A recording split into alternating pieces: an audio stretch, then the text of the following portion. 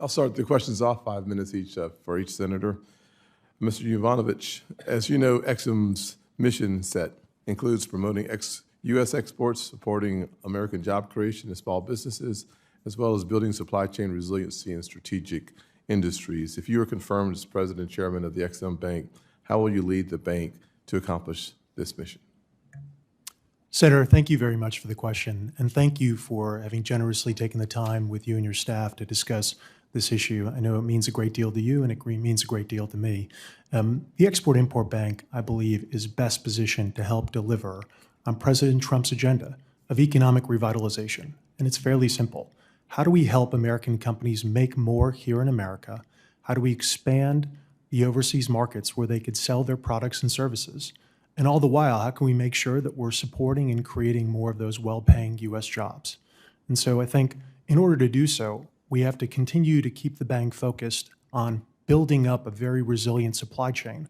And that means working with small businesses, which is about 90% of what the bank does today, Senator. And I think there are ways we could do it more effectively and efficiently. Furthermore, the challenge that we face from China is grave. As we discussed during our meeting in your office, the G7 that's being convened in a few days. If we take the past few years of export credit support that China has offered to its companies, it would equate to 90% of the entire G7 combined. And so if we're able to use our tools effectively and catalyze and bring in private sector capital from the United States, I believe we can achieve this mission, and I'd be honored at the opportunity to work with you and with the committee and your staff to make it happen. Let me follow up on the China comment. As you know, the U.S. is engaged in a great power competition with China and the CCP. Trade disputes and technological advancements have underscored the importance of securing our own supply chains and maintaining our lead in transformational industries and technologies. How do you view the EXIM Bank and in this great competition, and how do we leverage the resources at the EXIM Bank to win this competition? Senator, it's a great question. And I firmly believe that EXIM has all of the right tools that we need to deploy to help ensure that we could take back control over some of the most vital supply chains that not just American companies, but everyday Americans rely on, and they don't even know it. The best way to do so, I believe, Senator, and I'd be honored to have the opportunity to do so, is to bring them all together in one cohesive strategy that puts this issue at the center and focal point. Thank you. Mr. Brooke, you've been nominated to oversee the Treasury Department's trade mission. In this capacity, you will be tasked with promoting American investments abroad, fostering partnerships between domestic and foreign financial institutions, and promoting U.S. interests in the global economy. If confirmed for your role, what would be your priorities, and how do you envision working to accomplish your mission? Thank you so much for the question, Senator, and thank you to you and your staff for everything you've done as we prepare for this hearing. As you mentioned, it's very important that the Treasury Department is active in this space.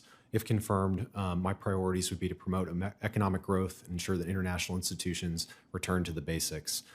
Looking at multilateral development banks in particular, it's important to ensure that the U.S. development financing advances our national interest, including countering China's coercive economic and debt practices. It's also important that these multilateral institutions focus on their core missions of economic growth and poverty reduction. And it's also important that we maximize the use of U.S. taxpayer dollars. Thank you.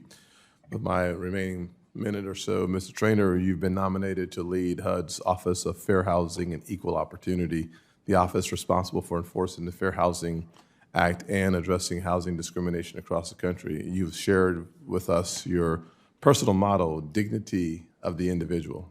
I actually find that to be a really strong, positive way of identifying a mission, so to speak, especially in the role of fair housing.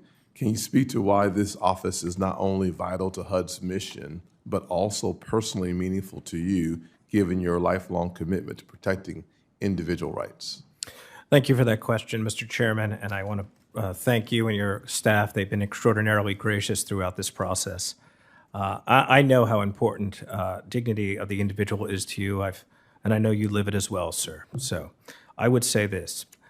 HUD's mission is to support strong and sustainable communities and quality, affordable housing while being mindful and serving our most vulnerable fellow Americans.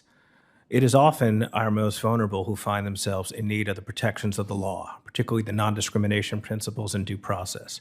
As someone who has spent a career ensuring that everyone's dignity was protected, that non-discrimination was addressed, and that everyone was equal before the law, it is a capstone of that career to have President Trump nominate me, particularly in a time of housing shortage and housing challenge, to be the one who oversees the office, along with Secretary Turner's leadership, to ensure that the American dream is not lost, and that our fellow Americans who find a place that they're willing to call home, contribute to a community, raise their family, that there is no invidious reason that they are not able to do that. So this is deeply meaningful to me, sir.